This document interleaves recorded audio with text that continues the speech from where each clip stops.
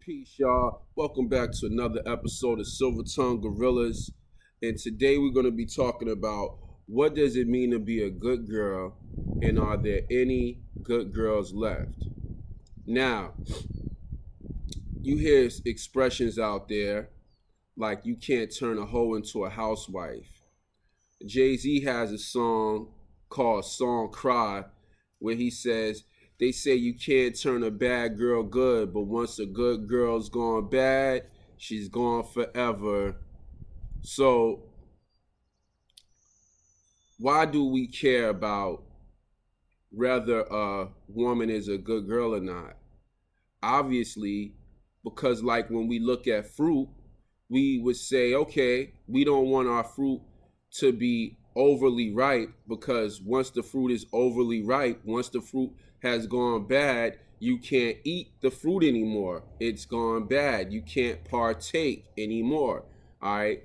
So this will be very important in terms of assessing whether you want to partake with a woman in a serious way or in a way that would put you in any type of risk.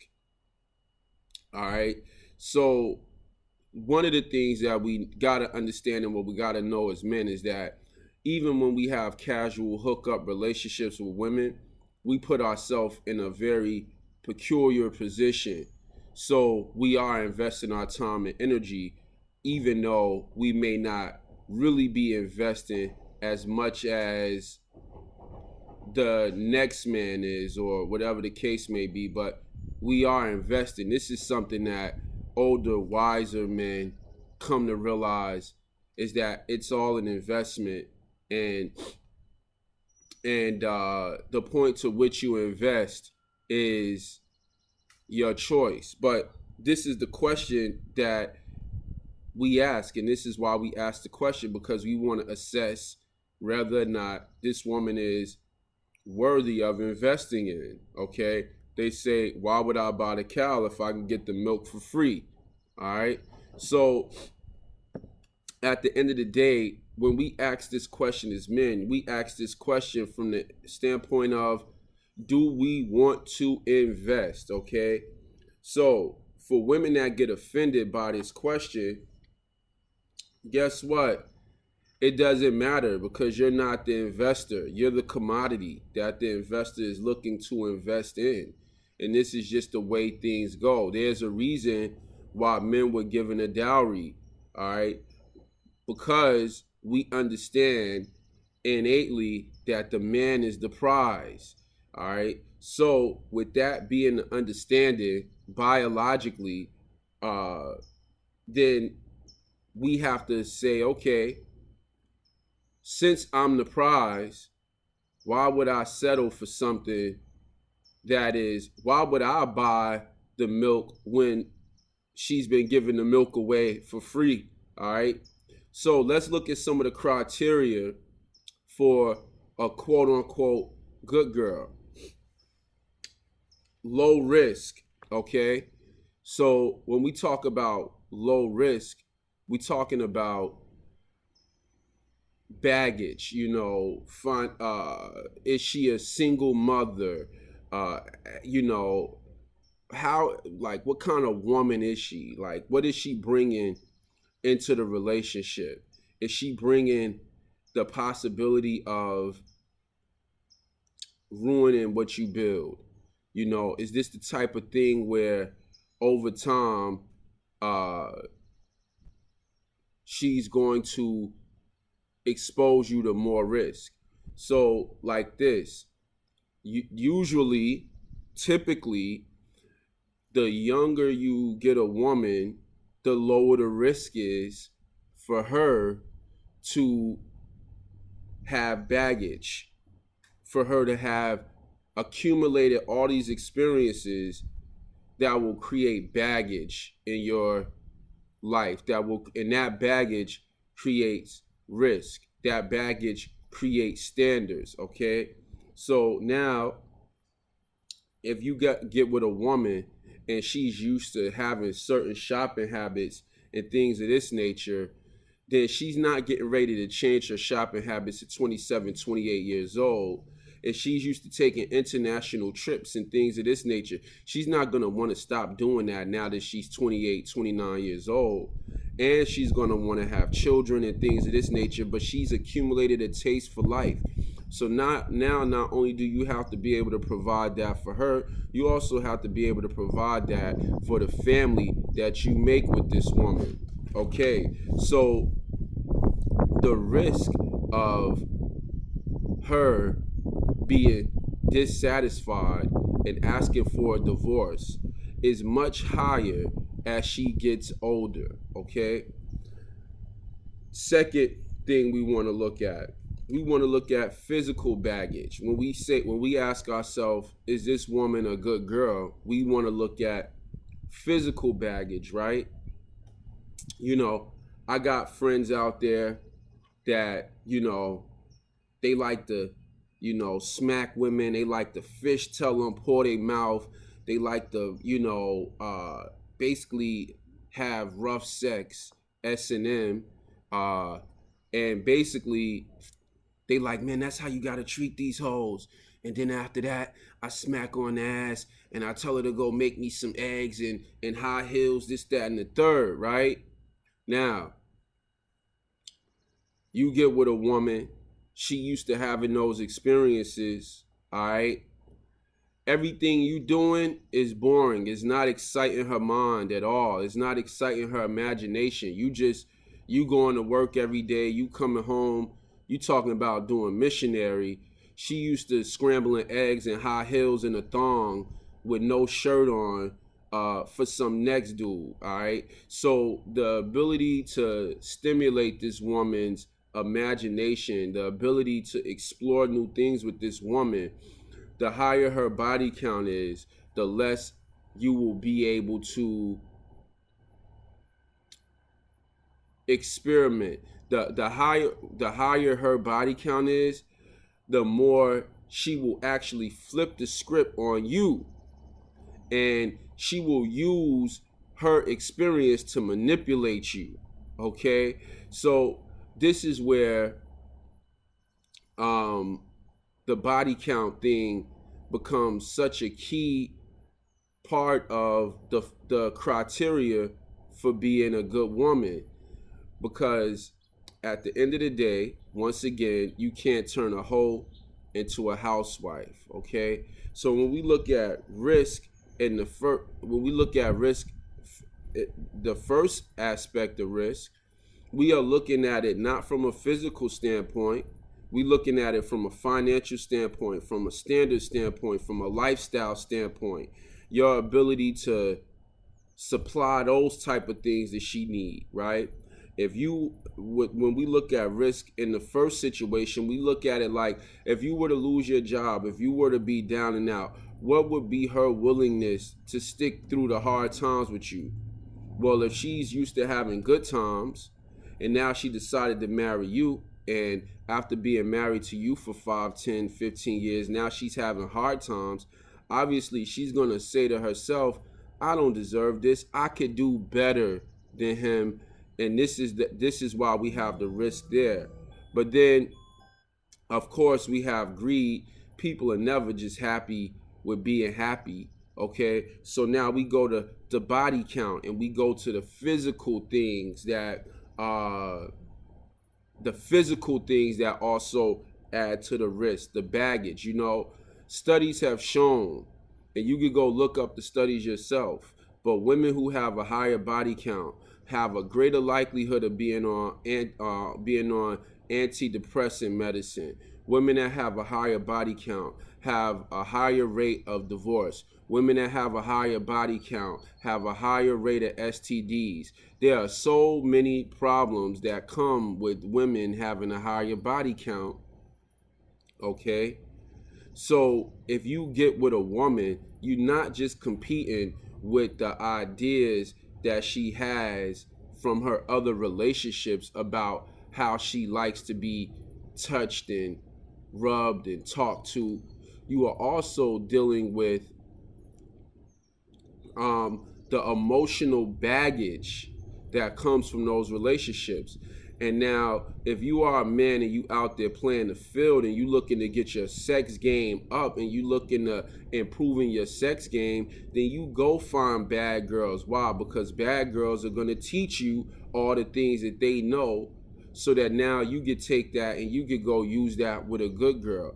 But the fact that she knows all of these things and she's teaching you means that 9 times out of 10, you don't want to invest in that woman unless it's just $150 or a session, or you bringing over a bottle of Hennessy or something like that. All right. But the fact of the matter is, that's not somebody that you want to make a long-term stake on. You don't want to say, hey, 20, 30 years from now, especially in the current culture that we have now. The third criteria for a good girl is a good family. You know, not so long ago, we had prearranged marriages. The fathers got together, they liked each other. The mothers got together, they liked each other. And the family liked each other. And the individuals that got married had no choice but to like each other, because the whole family was behind them and what in the union that they were creating. So it was much bigger than just them. And this is important in terms of legacy building and keeping a legacy. You know, Dave Ramsey, in his book, he said, in one of his books, if you don't know Dave Ramsey, he's a financial advisor, so to speak. In one of his books, he said that the myth, I think it was the Entrepreneur, I forget the name of it, but in one of those books, he talked about the myth that the rich get richer. Actually, most people, children, mess up their money. So the rich don't get richer. You get rich and then your children squander your money because of bad relationships, bad financial choices. And then your grandchildren and their children end up having to start over trying to build wealth.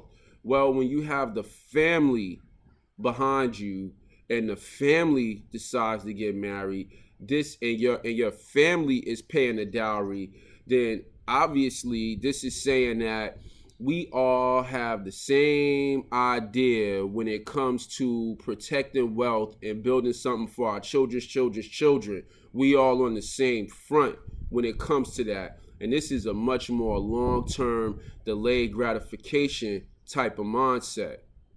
All right. We don't have that now.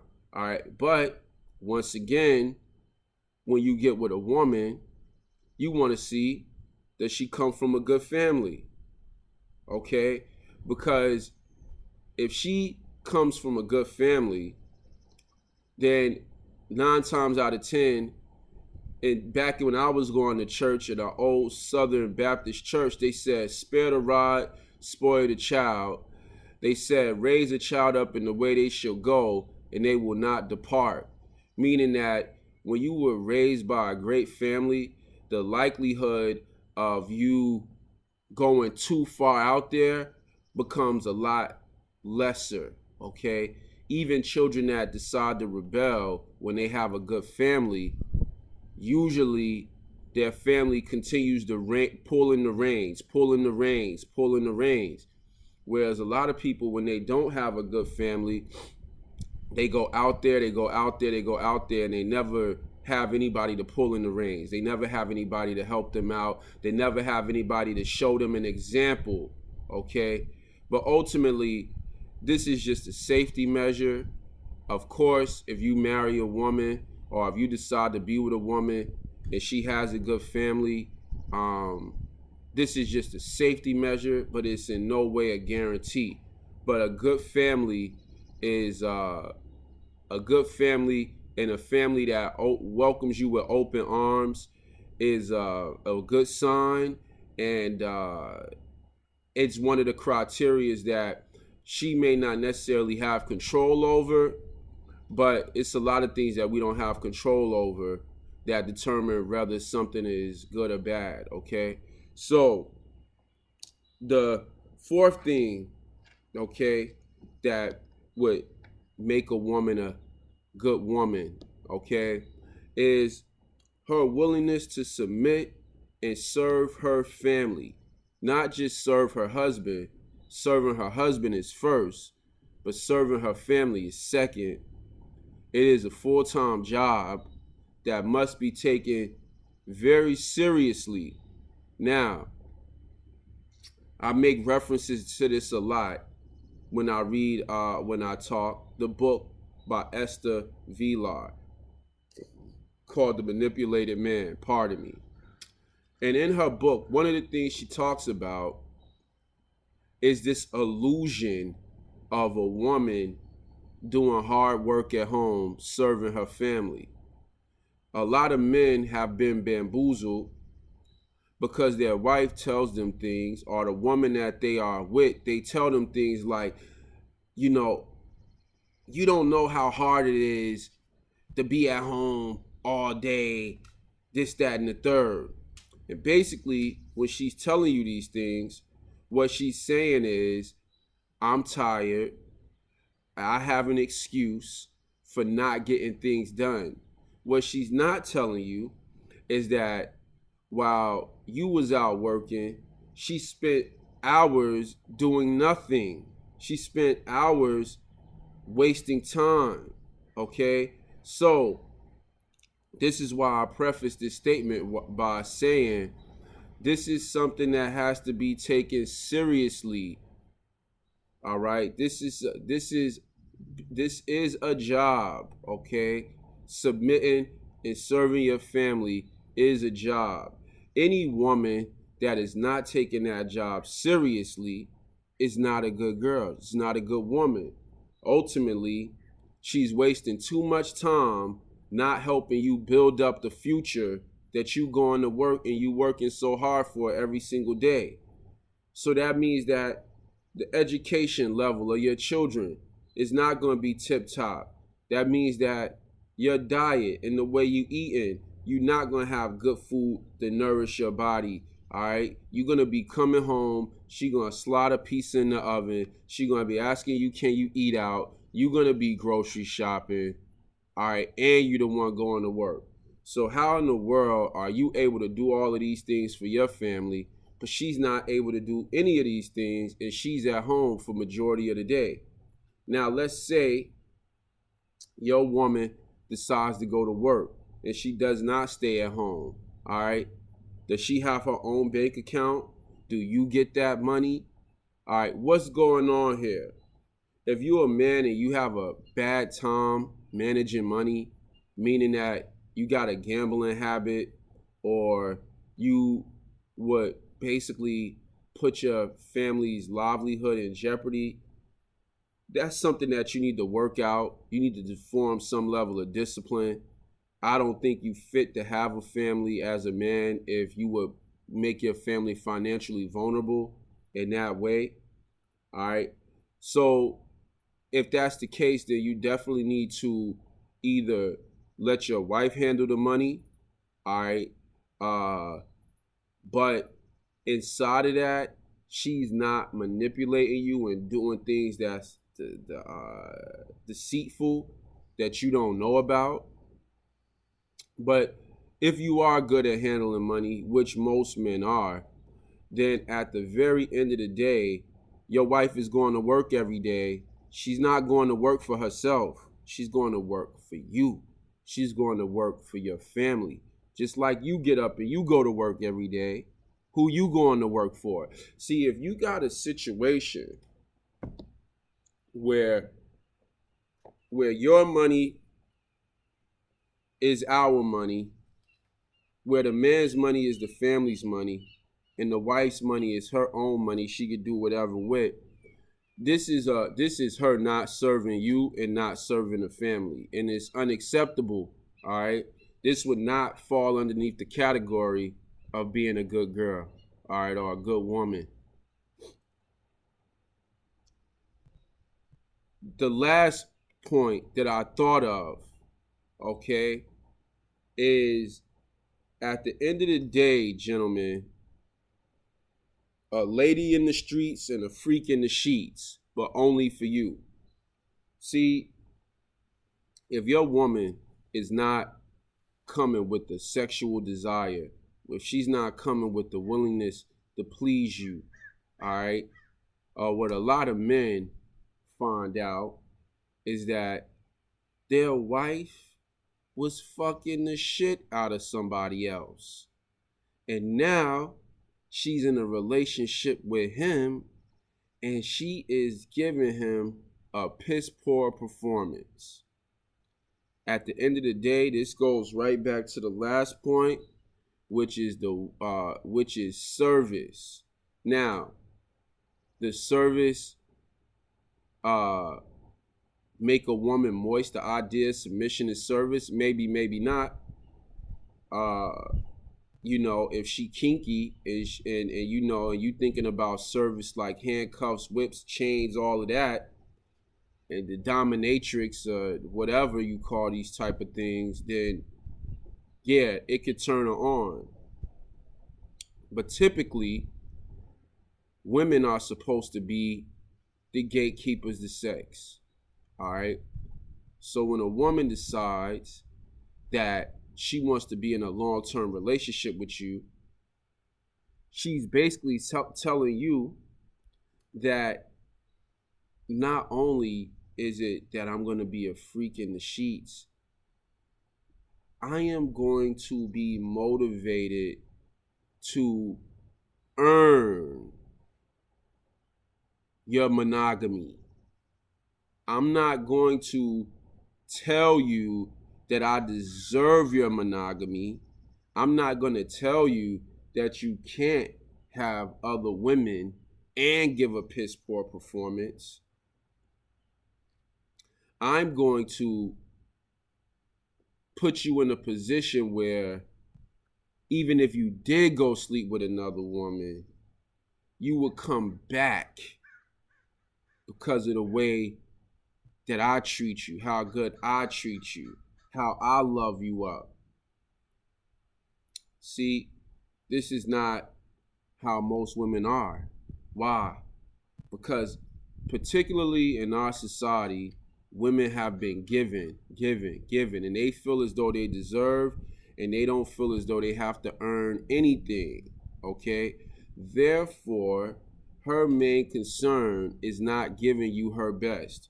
Her main concern is controlling you and making sure that you don't give somebody else your best.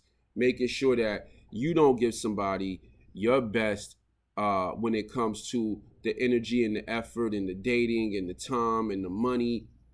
She want to make sure that you don't go out there and get another woman, but not because she cares about you or because she loves you, but because that other woman becomes a threat to her lifestyle and the things that she's grown accustomed to. And she knows that when you have another woman, she is able to control you less. Why? Because you have more than one option sexually. All right? So at the end of the day, this will fall under the category of being a good woman, earning a man's monogamy, not forcing a man to be monogamous, not sitting back saying, I deserve monogamy from you. Okay? Now, we got to deal with this question. Are there any good girls left? This is a very interesting question. Because obviously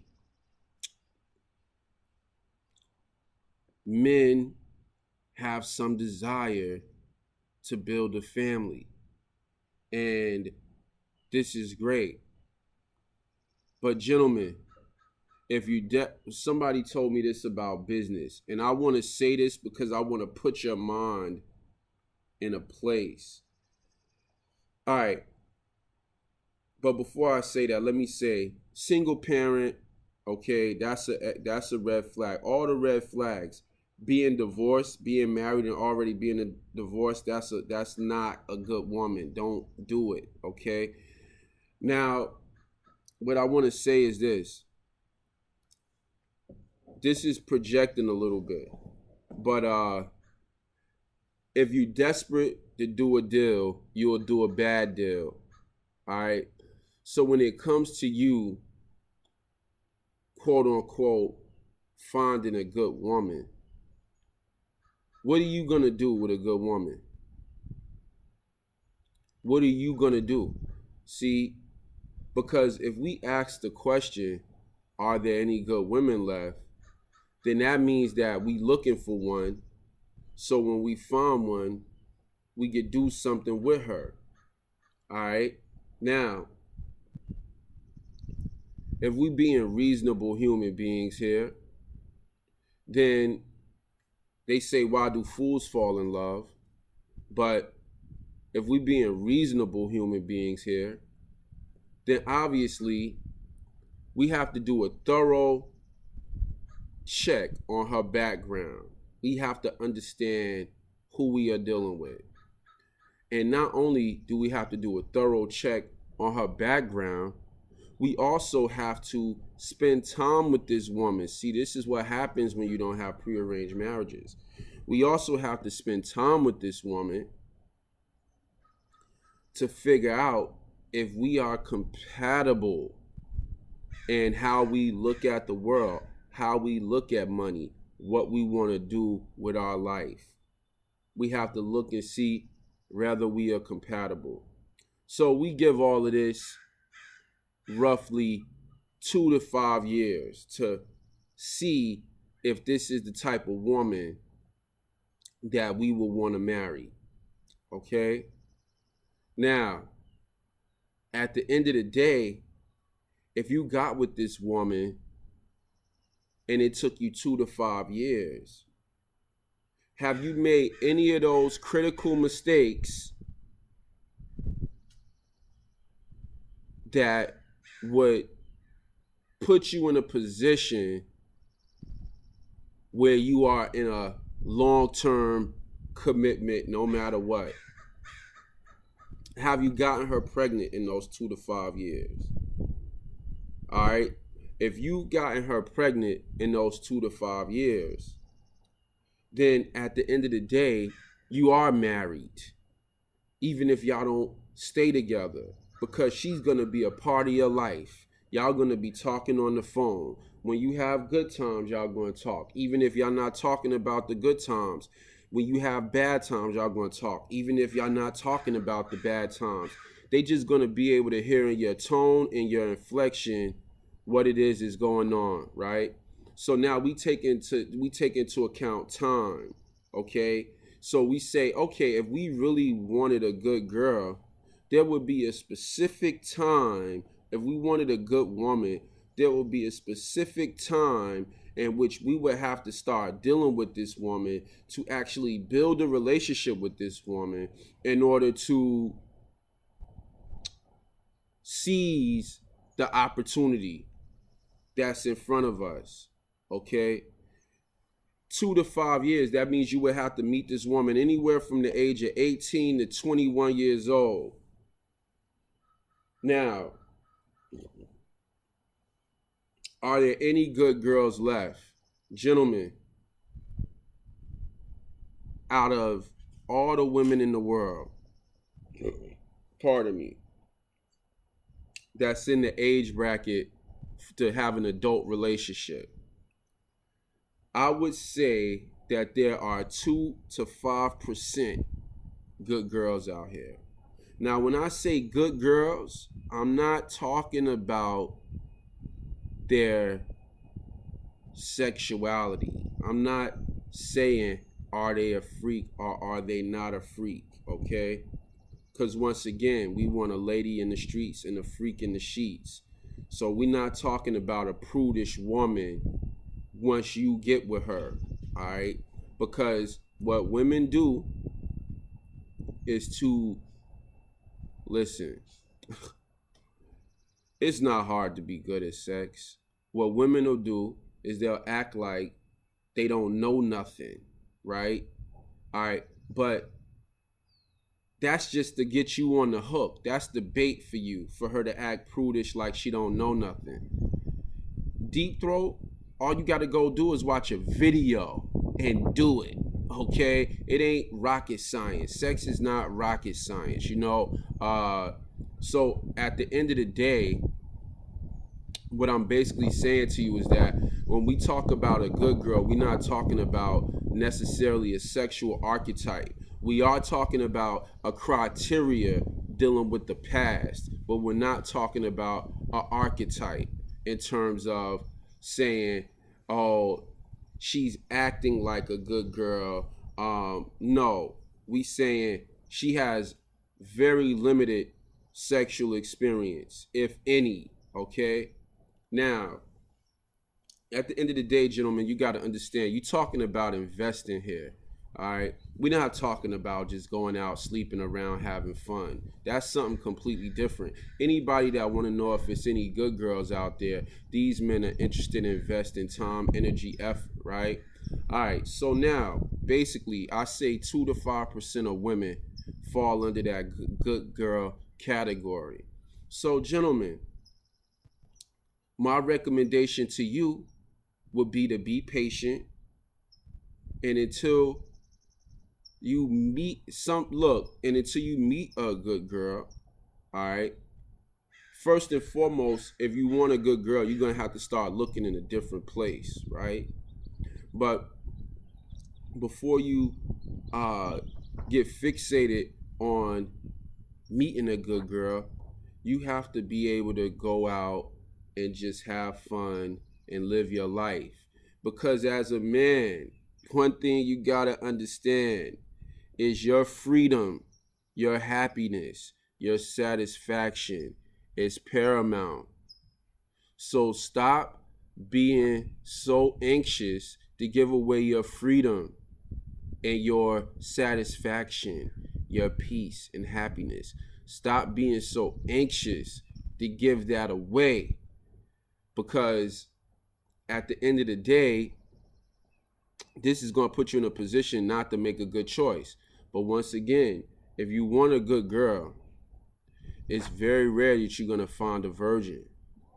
All right. But you want the closest thing to a virgin in terms of a long-term investment. All right. So this is my video for the day, gentlemen. Make sure you comment below if you have any questions, comments, or concerns. All right. Hit the like button. Subscribe to the channel. Also hit the bell so you can get notifications on the videos. Also, I have another channel called Spiritual Wealth. On that channel, we look at compatibility. I'm an astrologer and I deal with spirituality and I do energy work. And so on there, this is where we look at the end of the day, this is where we look at the whole idea of compatibility and you being compatible with a woman. So this teaches you where to look, like what type of woman would you be compatible with for marriage or these different type of situations. All right. So yeah, this is my video, gentlemen. And just because you find a good girl doesn't mean you have to get married. You understand? And also, if you want to keep a good girl good, then you want to keep a good girl away from bad girls, away from girls' nights out, away from hoes, away from this social convention of having a hoe phase. Because if you get a good girl and in her mind she start wondering and thinking about having a hoe phase, then at the end of the day, that's going to come at your expense. Peace, y'all.